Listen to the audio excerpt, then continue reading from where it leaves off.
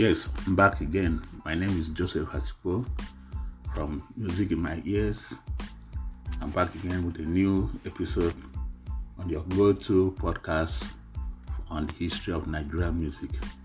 We've been on the kind of introductory part all along, but at this moment, I want to delve into the transition in popular music genres. And like I've said before, we're going to focus primarily from the 70s, 80s, and 90s. When we have more materials, we'll go into the 2000s. And, we cannot really start off without going back a bit into history.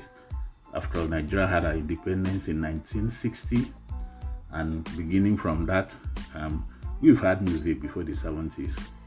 So, and from my research, and as in fact everybody knows, the music of the 60s was all about the high life, the big bands, the orchestral kind of bands, the traditional, the ethno kind of music that came from different regions that make up the present day Nigeria. Most of those things came from our traditional music. Then we improvised to bring up the high life thing. And don't forget, high life was not limited to Nigeria. In fact, high life is a kind of West African music. We have Ghana high life, we have the Nigerian high life, which kind of cut across. And you can rightly say that high life is a West African kind of music. And in this regard, we'll just give honor to whom honor is due. We'll mention the likes of Rex, James Lawson that plied their trade up to even to the 70s. Bobby Benson, Celeste Nukuo, Victor Olaya, Ike Dairo, and Chief Yamtayin Shaw, Peter Fium, and the rest. Eddie Okonta. These are the people that propped up high life music. Then people brought in disruption. Certain people brought in disruption into the music scene. Certain artists, legendary artists like Fela Kuti. He started kind of from that high life background before developing his own style of music, which we popularly call Afrobeat. Afrobeat without the S. This is the originator of that genre of music called Afrobeat, which he personalized and maybe individualized in such a way. Sometimes I think it could have been better if Fela's kind of Afrobeat had been made more exponential to grow along with his popularity, starting from the 60s to 70s into the 80s. But all the same, we have Afrobeats in our hands now, and it's doing well all around the world. And we equally have his children carrying on the flag. In fact, it has gone to the second generation, starting from Fela to Femi and Seun. Now we are talking of Made Kuti. They've been able to carry out the family tradition of Afrobeat music. So we give honor to Fela for that creativity, that creation, because art is all about creation and creativity. So they've been able to do that. So we pay respect to them, Celeste Nuku and the rest. Then we have, like I said, there were this ethno kind of music developed from ethnic and cultural medium. So you can talk of juju music, you can talk of Fuji music. So this also came along from the 60s and grew into the 70s, into the 80s, and even right now, some of these genres have been modified by the younger ones. In fact, what we feel as Afrobeat now is a congregation of all these music forms that grew from the 60s. Especially some years back, 5 years, you could feel the Fuji music in what was coming out from the young people. You could feel the Fuji aspect of it. You could feel high life in some aspects.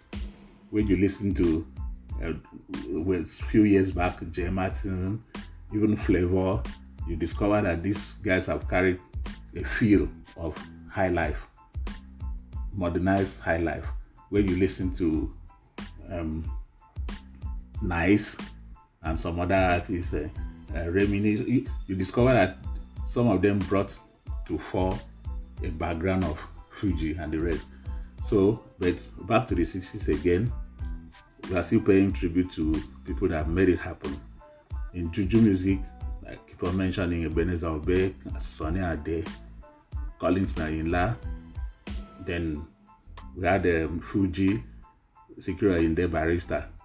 Then later on, we now have the 80s that propped up Sashina Peters in Juju music, Adewale Ayuba in Fuji, and some other acts, many of them.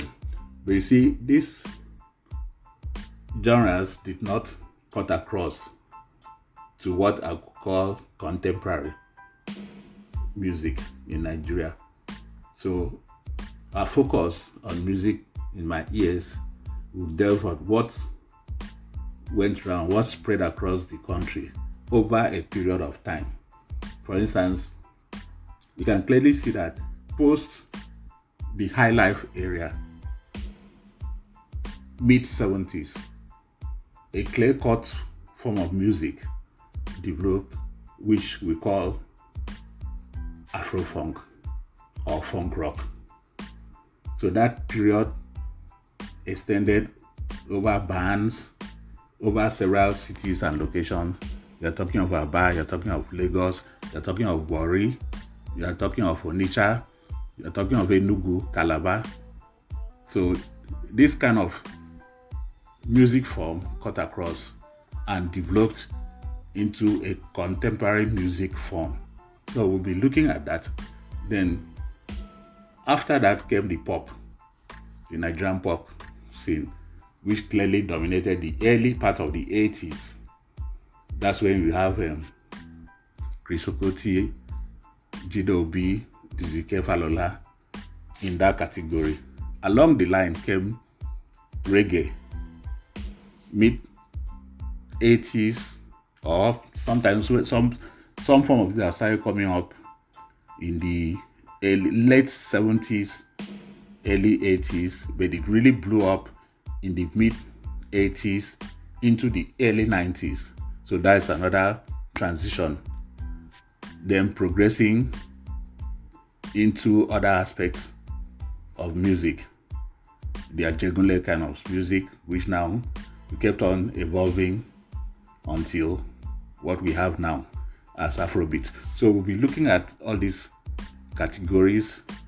We'll delve into some of the people that made impact, some of the artists that played front row, some of the artists that were leading. We'll try and review what they did as a band or as individual artists. We'll look at what they were able to offer us as listeners, as audience, and try to also check the in-betweens, what went down in between in the industry. But I'll still have to put a caveat once again. It is not a technical thing. It is a feel-good thing. This podcast is a feel-good thing. And again, it is basically from a personal perspective. But I know this perspective will cut across so many individuals. So in the coming episode, we'll be opening up with the funk rock or Afro-funk era and see what that period was all about. We'll see the main actors, we'll look at the producers, we'll look at what the music was all about. What was Afro-funk? What was funk rock? Who started it? How did it come about? Who were the main key players? What were the record labels then? Who were the producers then? Who were the bands? Who were the main actors in essence? So we'll look at all this. Then from there we'll follow the transition, look at what went down when we crossed over seemingly from the Afro-funk era to the pop era. So this is basically the way we are going to go. in this podcast. Thank you for joining me. Subscribe to the podcast, support me, critique, bring up your ideas and comments. It will be well appreciated. Thank you so much until we open up with Afro-Funk era of Nigerian music. Thank you for listening once again.